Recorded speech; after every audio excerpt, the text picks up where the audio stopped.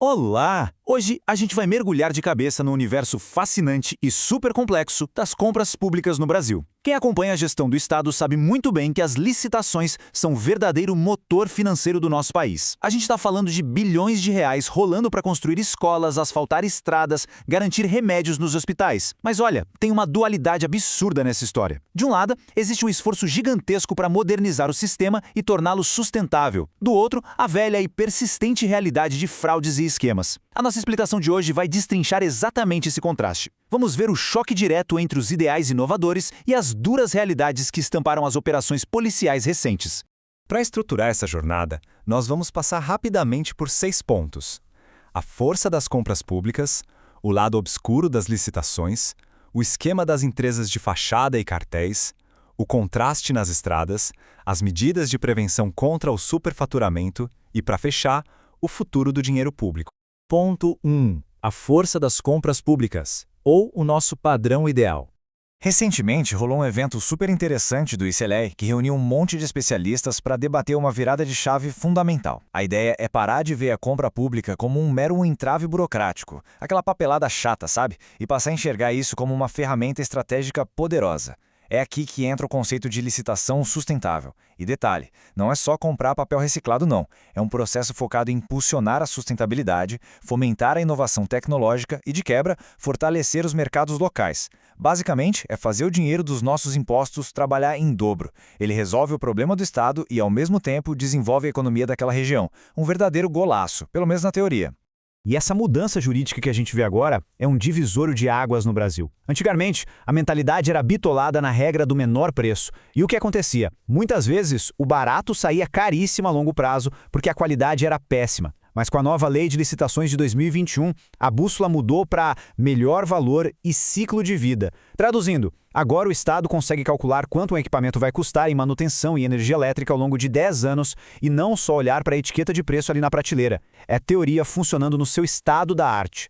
Ponto 2. O lado obscuro das licitações, com foco na operação castração.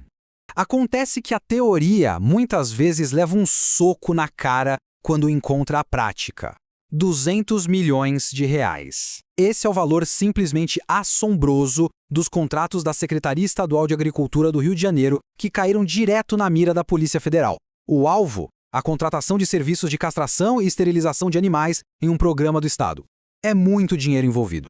E quando cifras dessa magnitude entram em jogo, é natural que a lupa dos órgãos de fiscalização fique muito mais atenta. E o que fez o alarme soar de verdade foi uma linha do tempo, no mínimo, bizarro. As investigações descobriram que a empresa vencedora, a Consulvet, apresentou comprovante de capacidade técnica com uma data de 17 meses antes de ela sequer existir no papel. É isso mesmo. 3 meses antes da licitação, a empresa foi oficialmente criada. Ela vai lá, abocanha um contrato milionário e, por incrível que pareça, só consegue o registro no Conselho de Medicina Veterinária depois de já ter assinado tudo. Para piorar a situação, a polícia aponta que o ex-diretor financeiro, que supostamente deu a canetada autorizando a licitação, virou sócio dessa mesma empresa pouco tempo depois, embolsando cerca de R$888 mil no processo.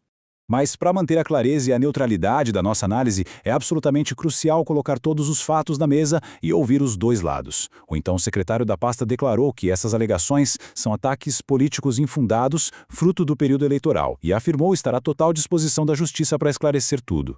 A Consulvet também se manifestou. A empresa afirma que atua com absoluta transparência e fez questão de frisar que esse montante de 200 milhões de reais não reflete os contratos que foram efetivamente assinados. A defesa deles argumenta que enviou todos os dados às autoridades e que os agendamentos das castrações eram feitos diretamente pelo próprio sistema do Estado.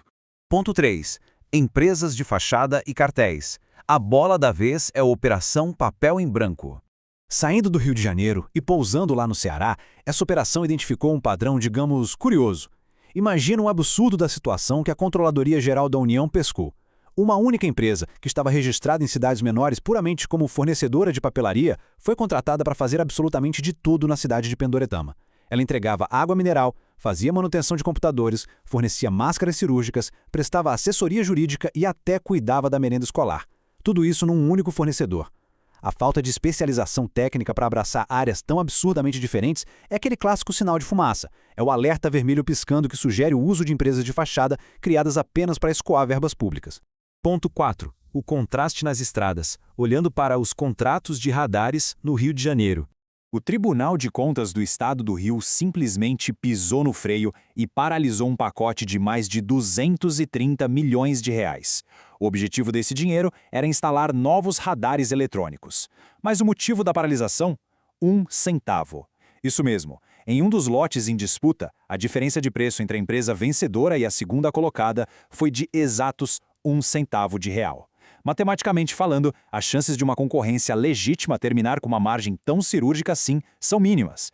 Isso acende instantaneamente o alerta máximo para a formação de cartel, que é quando as empresas combinam os valores nos bastidores para simular que estão competindo de verdade. E aí, a gente bate de frente com uma contradição brutal no dia a dia. De um lado, o Estado mostra uma eficiência implacável, assinando cheques de milhões para instalar sistemas de vigilância eletrônica de alta tecnologia prontos para disparar multas. Mas do outro lado, a realidade da própria rodovia que está sendo fiscalizada como a RJ-106 é de chorar. Obras paralisadas, buracos gigantescos, uma infraestrutura totalmente abandonada. É o grande paradoxo do dinheiro público, não é? A agilidade para contratar a tecnologia que pune contrasta de forma violenta com a lentidão para entregar a pavimentação básica que, no fim das contas, é o que garante a segurança de quem está dirigindo. Ponto 5. Prevenção contra o superfaturamento e a estratégia inteligente que vem da Bahia. A grande pergunta é: como agir antes que o dinheiro evapore? O Ministério Público e os Tribunais de Contas da Bahia montaram uma resposta preventiva muito engenhosa para os tradicionais e gigantescos festejos de São João.